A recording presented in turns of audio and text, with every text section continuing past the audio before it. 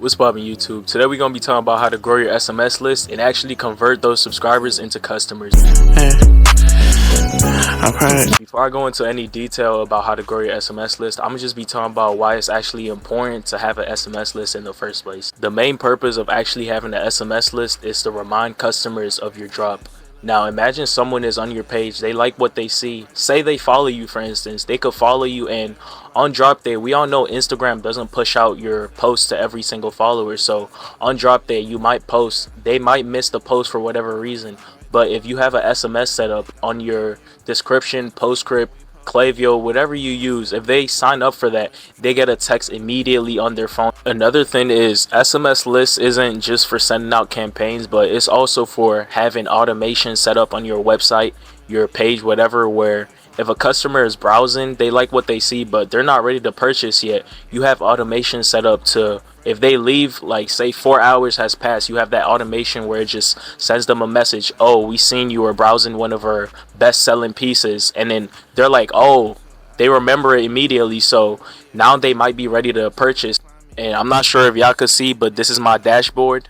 I have made $7,419, and this is just strictly off SMS. This is really why I say SMS is important. I've grown mine to, it's about 1,237 SMS subscribers right now. So as you keep growing it and furthering your brand, it'll just keep increasing the subscribers, and on drop day you're just gonna keep noticing an increase on how many people you get on your website, and with that comes more conversions. Now let's actually get into why most of y'all clicked on this video, how to actually grow your SMS from scratch. So for me personally, what I did was I built an organic hype behind my product, and with doing this, I posted 3 times a day every single day, and every single post or reel that I had, I would put sign up for SMS, link in bio. I use postscript, so postscript provides a link for us where it could just redirect them to their messages immediately without having to go to the website, do all that touch, all that stuff. Is just, you don't need to do that with postscript. You have the link, takes them to the message, they just hit one button and they're signed up. So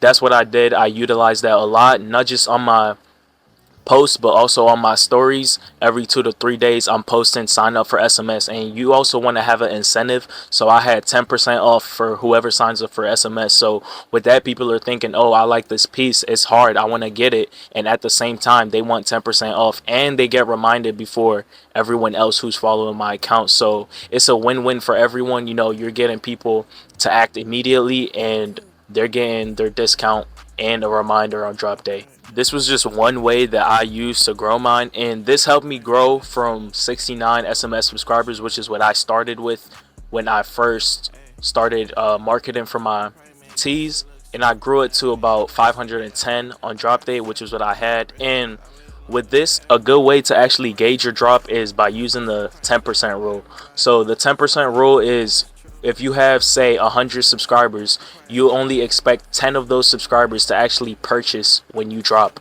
and this only applies for new subscribers. So you might have 1,000 subscribers before, but it only applies for the new subscribers you gain during your marketing period.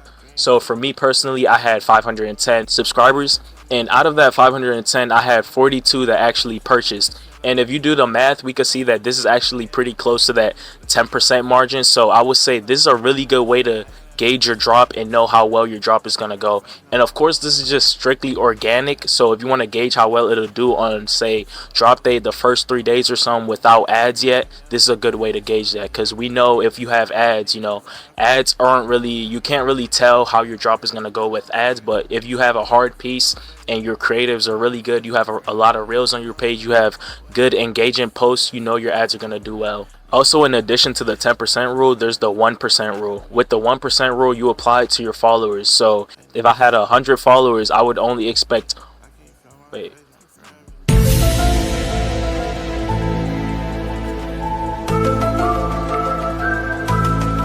I had 100 followers, I would only expect out of that 100 to actually purchase from my followers alone.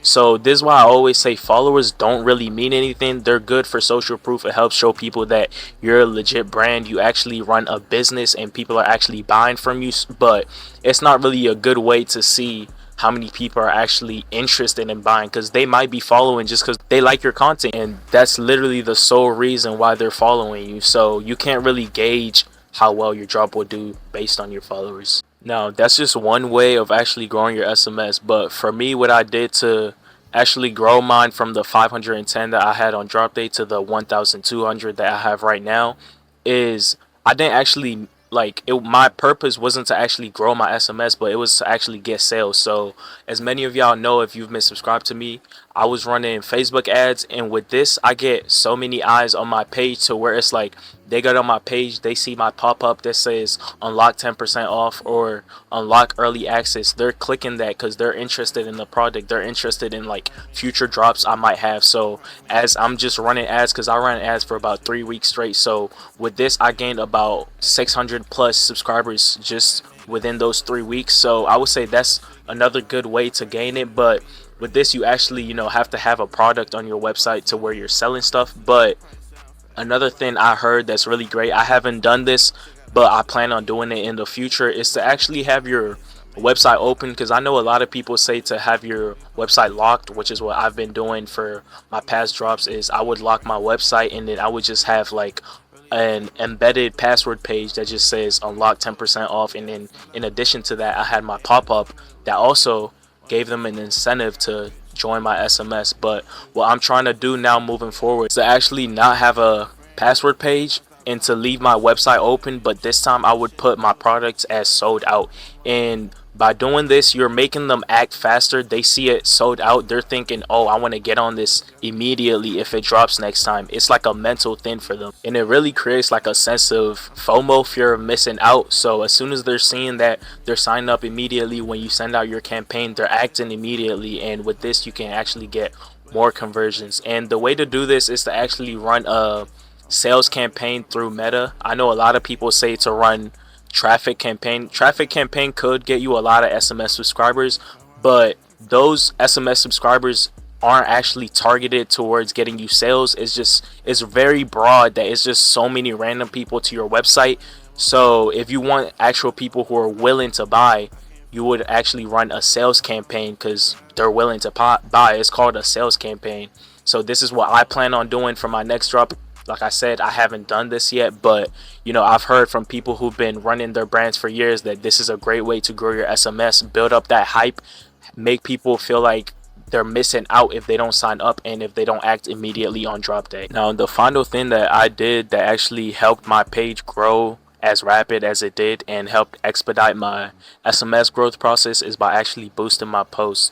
So for my regular posts, which was like my on body pics or just regular posts where I had my tees or whatever piece I had on the floor just showcasing it, I will boost that for $2 a day leading up to drop day. So for my last drop, I marketed for about a month and a half straight, and for that month and a half I just had it running for $2 every single day of that month. And this might not seem like a lot, but it really adds up over time, and Instagram gets a better feel of your audience. And as time goes by, a lot more eyes are seeing your product, and it just causes like a chain effect to where your product is now constantly on the explore page. It might be just $2, but it's still doing a lot in the long run. Now for my reels, what I did was I wouldn't actually boost any of my reels, but for the ones I noticed were doing well, if you notice it doing well organically, that's when you actually want to boost it. You don't want to just boost it off the rip, especially if it's not doing well organically. So once you notice it doing well, what I did personally was to boost it for $10 every day. Well, I didn't boost it for every day leading up to drop day because that's a lot of money. That's a waste of money.